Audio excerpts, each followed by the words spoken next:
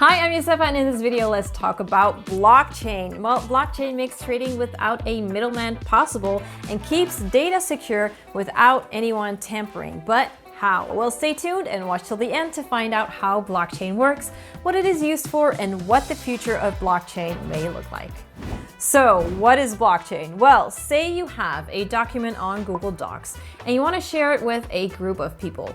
Well, when you share the link, the document is distributed instead of copied or transferred. This creates a decentralized distributed chain that gives everyone access to the document at the same time and allows them to view changes in real time.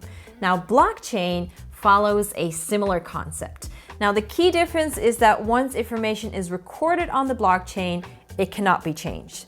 Now, in the Google Docs analogy, this would mean that instead of hitting the backspace, you can only add on new information using the suggestion mode.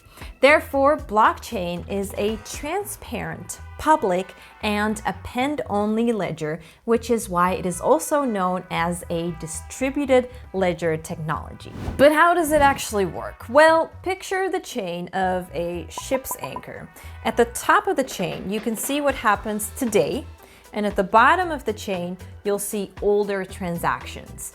Every link on the chain represents a chunk of information or a block that contains transaction data. It also contains a unique identifier called a hash. It's kind of like a fingerprint that stamps a transaction. Now, within the hash lies a complex mathematical problem that needs to be solved to generate a hash for the next block. And this is where miners come in. Now, miners use special software to input a random hash number to solve the equation. If someone decides to make a change to any block earlier in the chain, remining is required not just for the changed block, but for all the blocks that come after. It will require more energy, which would be expensive. And this is why it's extremely difficult to manipulate blockchain technology. Now, once a block is successfully mined, the miner is rewarded financially and a new hash number is created for the next block. Now, while miners attempt to confirm a transaction, the true rulers of blockchain are computer nodes. These are a network of computers that validate transactions using cryptography, which is a software code that has been encoded to follow a set of rules. Anyone with a computer can join the network, approve transactions, and view the history of all transactions. And with this technological trust, we no longer need to rely on fallible third parties like banks or companies to handle transactions for us, and this makes blockchain a decentralized system. But what is blockchain used for? Well, you may know blockchain as a platform for financial transactions, and that's true, it is. But it can be more than that. The idea of a blockchain was first proposed in a 1991 research project titled How to Timestamp a Digital Document. Now, almost 2 decades later, Satoshi Nakamoto, the anonymous inventor of Bitcoin, developed this idea and introduced blockchain and cryptocurrency to the mainstream. The white paper came at the right time following the 2008 financial crash, as Bitcoin seemed to offer something better than the existing financial system. And with that first Bitcoin hype, it's no wonder that many mistakenly equate blockchain to Bitcoin. They're not the same. In fact, there are many other uses of blockchain technology besides financial transactions. Ethereum was the next big thing after Bitcoin. It uses blockchain technology with the added execution of a computer code known as the smart contract. If you want to know more about smart contracts, click right here.